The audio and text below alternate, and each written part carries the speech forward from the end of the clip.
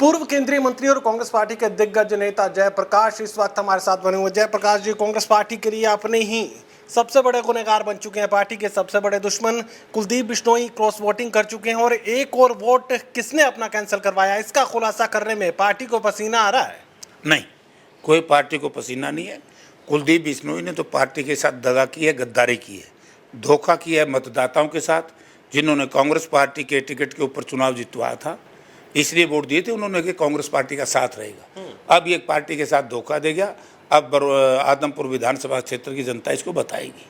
अब दूसरी बात रहेगी कि जिसका कैंसिल हुआ है वो भी मेरे हिसाब से जनरल सेक्रेटरी आज कल में एक आध दिन में रिपोर्ट सबमिट कर देंगे और पार्टी को पूरा पता लग जाएगा।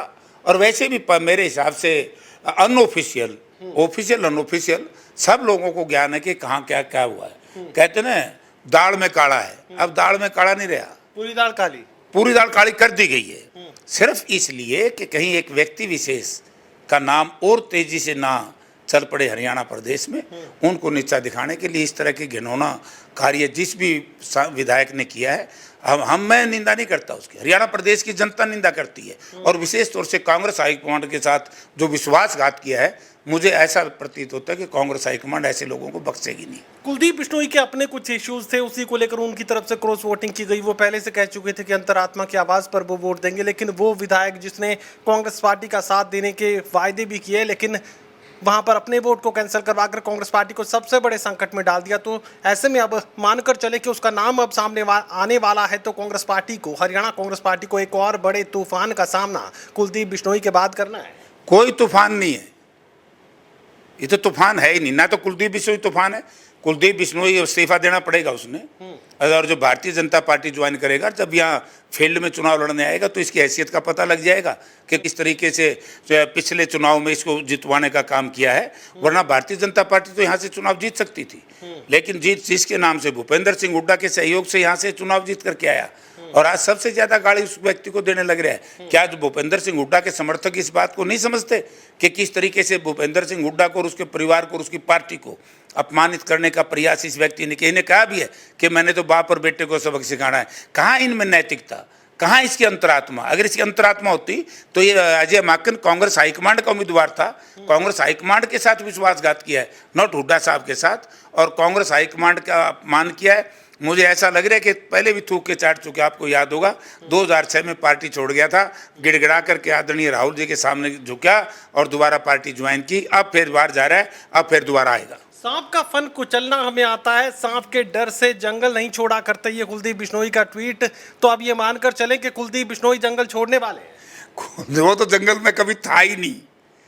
सांप का फन वो व्यक्ति नहीं कुचल सकते जो कायर और गद्दार हो, कमजोर हो। कुलदीप बिश्नोई कायर और कमजोर प्रवृत्ति का आदमी है।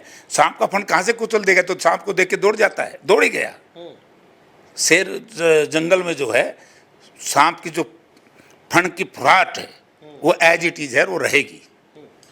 आदमपुर का चुनावी रण भी सामने आ रहा है। अगर भारतीय जनता पार्टी में कुलदीप बिश्नोई जा रहे हैं तो यकीनन दल बदल कानून उन पर लागू हो सकता है। तो ऐसे में अपने पद से इस्तीफा भी वो देंगे। चुनावी रण एक बार फिर से आदमपुर में सजेगा। तो ऐसे में अब कांग्रेस पार्टी को भी एक दौड़ने वाले घोड़े की जरूरत पड़ेगी।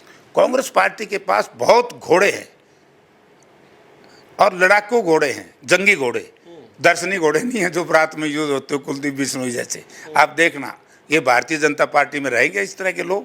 कांग्रेस पार्टी का जो जंगी घोड़ा है वो मैदान में आएगा। कांग्रेस पार्टी जिसको भी टिकट दे करके भेजेगी, मैं कहता हूं कि लोगों आश्चर्य होगा लोगों को कि जब वो कांग्रेस पार्टी का उम्मीदवार आएगा तो लोग ये कहेंगे कि कांग्रेस पार्टी की जीत सुनिश्चित है। आप तो जो वोटिंग वाली जो राजनीति है उससे संन्यास ले चुके हैं, लेकिन संन्यास वापस भी हो सकता है एक बार फिर से आदमपुर के चुनावी रण में। जयप्रकाश ना, मैं नहीं, मैं चुनाव लड़वाऊंगा। मेरा प्रयास ये रहेगा कि मैं चुनाव लड़वाऊं। वैसे तो पार्टी हाईकमांड को जो भी आदेश देगी मैं उसको मानूंगा, लेकिन मैंने ये फैसला किया हुआ है कि मैं किसी यहाँ बढ़िया साथी को चुनाव लड़वाऊंगा। ये बढ़िया साथी की तलाश आप कर रहे हैं और आदमपुर के वोटर से संपर्क भी साधना शुरू कर चुके हैं। मैं भीड़ भाड़ देख रहा था। आदमपुर के वोटर से तो मेरा संपर्क लगातार है, क्योंकि आदमपुर की जनता इस बात को महसूस करती है। कुछ लोगों ने जो उस वक्त कांग्रेस पार्टी में ही थे, कांग्रेस पार्टी में रह करके कांग्रेस के साथ गद्दारी की थी, उसके सजा जो भुगत रहे हैं। वरना तो उस वक्त कुलदीप बिश्नोई 2009 में जनता ने तो चुनाव हराए थे। तो इसलिए मेरा लगातार इनसे संपर्क है। चलिए, साफ तौर से जयप्रकाश इसका खुलासा कर रहे हैं कि कांग्रेस पार्टी में अपना वोट किसने कैंसिल करवाया, इसका खुलासा अभी जल्द ही होने वाला है और उसके बाद एक बड़ा तूफान हरियाणा कांग्रेस में फिर से देखने को मिलेगा। फिलहाल अपनी तैयारी कांग्रेस पार्टी अब शुरू कर चुकी है आदमपुर के चुनावी रण में, क्योंकि उन्हें लगता है कि देर सवेर आदमपुर में उपचुनाव अब आएगा ही। कुलदीप बिश्नोई भारतीय जनता पार्टी का दामन कभी भी, किसी भी दिन, किसी भी वक्त थाम सकते हैं। सहयोगी कमल के साथ doctor Mahesh Kumar, total news, Hisar.